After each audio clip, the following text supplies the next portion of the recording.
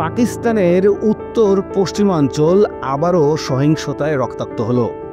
খাইবার পাখতুনখোয়া ও এর পার্শ্ববর্তী উপজাতীয় এলাকায় সম্প্রতি পাকিস্তান সেনাবাহিনী একাধিক বৃহৎ অভিযান চালায়। সামরিক সূত্রের দাবি, টানা কয়েকদিনের অভিযানে অন্তত ৩১ জন মিলিট্যান্ট নিহত হয়েছে। নিহতদের বেশিরভাগই পাকিস্তানের নিষিদ্ধ জঙ্গি সংগঠন তেহরিক-ই-তালেবান পাকিস্তান (TTP) এর সক্রিয় সদস্য, যারা সীমান্তবর্তী গ্রামগুলোতে লুকিয়েছিল। স্থানীয়রা জানান, এসব এলাকায় প্রচণ্ড গোলাগুলি ও বিমান হামলার শব্দে আতঙ্ক ছড়িয়ে পড়ে। অনেক পরিবার নিরাপদ আশ্রয়ের খোঁজে এলাকা ছাড়তে বাধ্য হয়। সামরিক বাহিনী জানিয়েছে, সাম্প্রতিক সময়ে আফগান সীমান্ত ঘেঁষা এই অঞ্চলে নিরাপত্তা বাহিনীর উপর একের পর এক হামলা চালানো হচ্ছিল। এই হামলায় কয়েকজন সেনা ও স্থানীয় বেসামরিক মানুষ নিহত হয়। প্রতিক্রিয়াস্বরূপ সেনারা সন্ত্রাসবিরোধী বিশেষ অভিযান শুরু করে। তাদের মতে, নিহতদের মধ্যে কয়েকজন উচ্চ পদস্থ কমান্ডার ছিল, যারা পাকিস্তানের ভেতরে নতুন করে সন্ত্রাসী নেটওয়ার্ক গড়ে তোলার চেষ্টা করেছিল। কিন্তু এই রক্তক্ষয়ী সংঘর্ষের পাশাপাশি রাজনৈতিকভাবে নতুন এক আলোড়ন তৈরি করেছে TTP এর সর্বশেষ ঘোষণাটি পাকিস্তান সরকারকে সরাসরি শান্তি চুক্তির প্রস্তাব দিয়েছে। তারা বলছে, যদি তাদের কিছু নিরাপত্তার নিশ্চয়তা দেয়া হয় এবং রাজনৈতিক কর্মকাণ্ড চালানোর সুযোগ থাকে, তবে তারা অস্ত্র নামিয়ে আলোচনায় বসতে রাজি। এ ধরনের প্রস্তাব TTP প্রথমবার দিচ্ছে না। এর আগে আফগান তালেবানদের মধ্যস্থতায় কয়েক দফা আলোচনা হয়েছিল, কিন্তু প্রতিবারই ব্যর্থ হয়। পাকিস্তান সরকারের ভেতরে এই প্রস্তাবকে ঘিরে বিভক্তি দেখা দিয়েছে। পাকিস্তানের উত্তর পশ্চিম সীমান্ত সবসময়ই আফগানিস্তানের সঙ্গে গভীরভাবে জড়িত। আফগান তালেবানদের উত্থানের পর থেকে TTP বরাবর সেখানে আশ্রয় নিয়েছে। পাকিস্তান বহুদিন ধরেই আফগান সরকারকে অভিযোগ করে আসছে যে TTP এর সদস্যরা সীমান্ত পেরিয়ে সহজে আফগান এলাকায় প্রবেশ করছে এবং সেখান থেকে পাকিস্তানে হামলা চালাচ্ছে।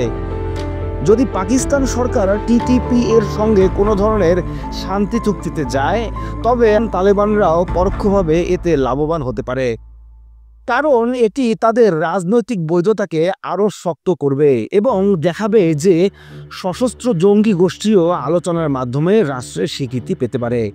ভারত এই ঘটনাকে ঘনিষ্ঠভাবে পর্যবেক্ষণ করছে। দিল্লির দৃষ্টিতে পাকিস্তানের ভেতর TTP এর মতো গোষ্ঠীগুলো দুর্বল হলে সীমান্তে স্থিতিশীলতা বাড়বে। কিন্তু যদি সরকার সরাসরি সমঝোতা করে, তবে ভারত আশঙ্কা করছে যে এসব গোষ্ঠী পাকিস্তানের নিরাপত্তা বাহিনীকে চাপমুক্ত রেখে ভবিষ্যতে কাশ্মীর ইস্যুতে আরও সক্রিয় হতে পারে। ভারতের মিডিয়া ইতিমধ্যেই মন্তব্য করছে, পাকিস্তান হয়তো সন্ত্রাসবাদকে পুরস্কৃত করার পথে হাঁটছে। পাকিস্তানের পশ্চিমাঞ্চল ইরান সীমান্ত ঘেঁষা। ইরানও নিজ দেশে বিদ্রোহী গোষ্ঠীর কারণে ভুগছে। তাই পাকিস্তান TTP আলোচনার বিষয়টি ইরানের নিরাপত্তা নীতিতেও প্রতিফলিত হতে পারে। ইরান চাইবে পাকিস্তানের অভ্যন্তরীণ অস্থিরতা যেন তাদের সীমান্ত অতিক্রম না করে। এদিকে ওয়াশিংটন বরাবরই TTP-কে আন্তর্জাতিক সন্ত্রাসী সংগঠন হিসেবে তালিকাভুক্ত করেছে। মার্কিন কর্মকর্তারা পাকিস্তানকে অনেক সহায়তাও দিয়ে এসছে।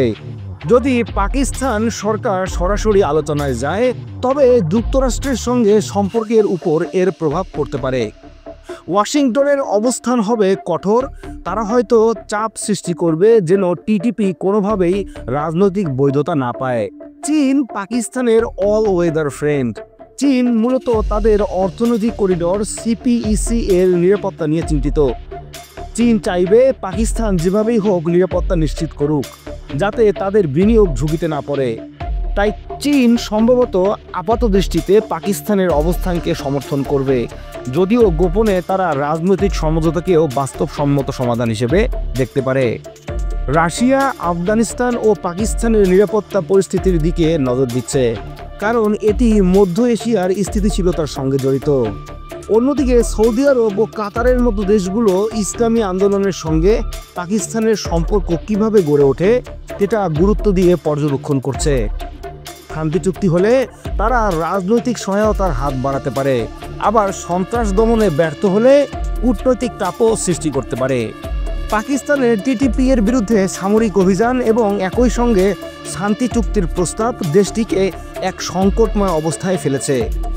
সরকার যেদিকে এগোবে সেটি শুধু পাকিস্তানের ভেতরের রাজনীতিকেই নয়, বরং আফগানিস্তানের ভবিষ্যৎ, ভারতের নিরাপত্তা, যুক্তরাষ্ট্রের সঙ্গে সম্পর্ক, চীনের অর্থনৈতিক স্বার্থ এবং আঞ্চলিক ভারসাম্যকেও সরাসরি প্রভাবিত করবে।